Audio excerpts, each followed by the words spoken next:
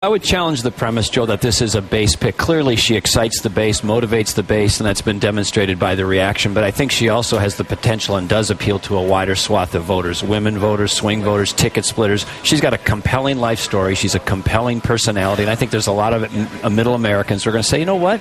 I like that person. I mean, it's just somebody I can get excited about. Can you walk us through the process? Like, for instance, when did the McCain campaign first vet you? When did you talk to Culver House, turn over your tax records? How long does that process start? Did it start in July? Yeah, well, I've said to my local press here, I'm not going to relive all of that. We're moving on. But I'll just say, in general, it was a thorough process. For me, it started, I think, in a formal way, kind of midsummer.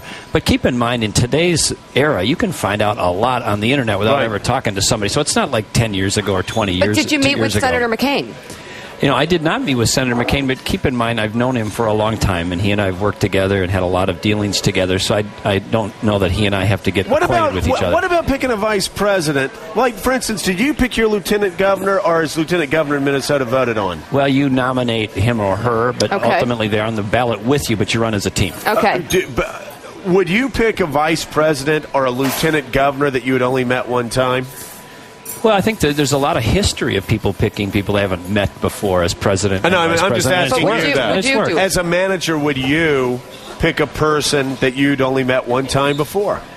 It would depend on whether I had people I knew and trust would recommend that person and vouch for them and say, look, I've been shoulder to shoulder with them. I've been through the life's peaks and valleys with them, and I can vouch for them. So you'd put that kind of trust in your advisors instead of trying to meet the person? He's trying to be polite. Come on. He's trying to be polite. I don't want polite. Would you do it without having a job interview, without having a single conversation with the person about the job, which apparently, Governor, you're saying you never had a conversation with John McCain about the job of vice president? Well, keep in mind, I've traveled to Iraq with John McCain. Yeah, I've spent on the campaign trail with John McCain. I've been on the bus with John McCain. I've worked with John McCain. He's campaigned in Minnesota for me. I mean, I've known John McCain for years. I have a lot of dealings with him. They have a very long relationship. If I said to you, Joe, if I said to you, you don't know Colin Powell. Right. Never met him. Right. But you know a lot about him from the TV or his record of people who know him. Would you say you got to meet Colin Powell to Yes. I know Colin Powell. Colin Powell is a friend of mine, and let me tell you, sir, Sarah Palin is Colin Powell. Listen now. Let me say, I like Sarah Palin. I really do, but you cannot draw that comparison. I can tell you, if I were running for president, I would go to somebody, get Colin Powell as my vice president.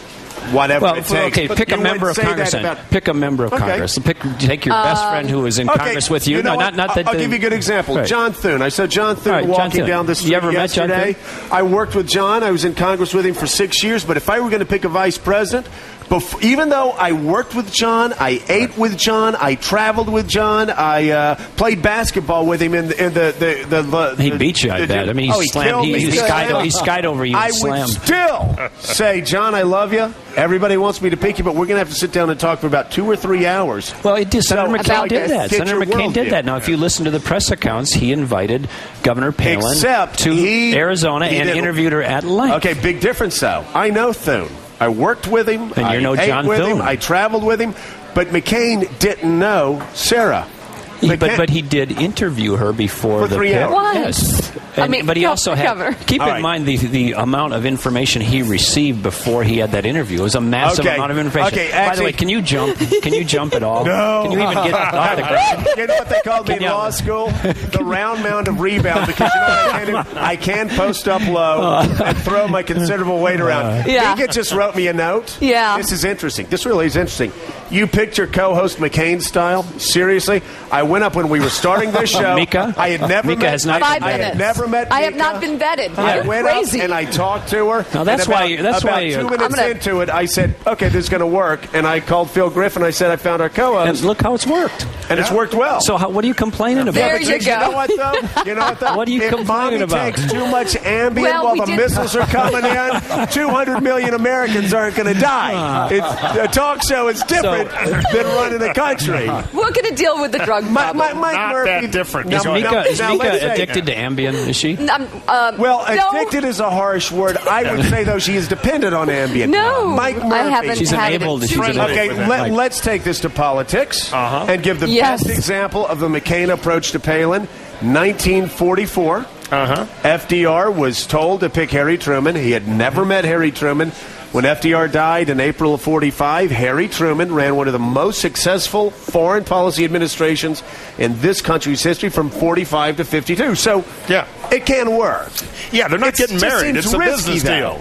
I think what McCain had was a big vetting on who she was, what she'd done in Alaska, all the professional stuff that he liked. Personal chemistry is important.